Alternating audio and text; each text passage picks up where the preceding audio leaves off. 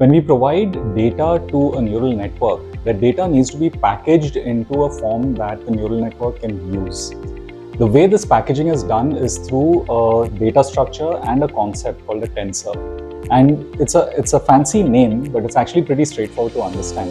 A tensor is basically a multi-dimensional array of data.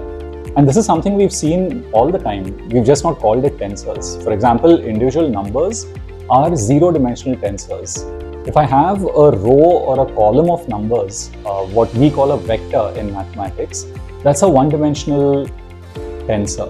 And if we stack these together, we get essentially a matrix or a two-dimensional tensor. And I can keep going. I can keep stacking lower dimensional tensors to get higher dimensional tensors. And this isn't just abstract mathematics. It's something that we see all the time. For example, when we look at a picture, you can already see that it has a two-dimensional structure. It has rows and columns, and every entry in that matrix or that tensor gives us the intensity of the pixel.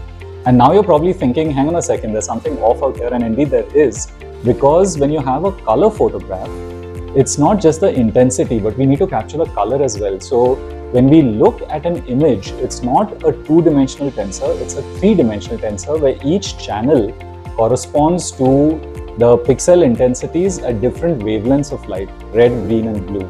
So the picture that we view on screen or even physically, although it looks two-dimensional, it actually has a three-dimensional structure. And this can actually keep going. So when you think of a video, what is a video but a sequence of pictures that are shown at a particular frequency? It's fast enough so it looks like motion. So a video file is essentially a four-dimensional tensor. You have the normal width and height, you have three channels for encoding colors, and as time passes by, you have a bunch of these three-dimensional tensors stacked with each other. So that's essentially what a tensor is. And if we think about this in terms of linear algebra, we need to think about the kinds of operations that we can do with the tensors and how we use them.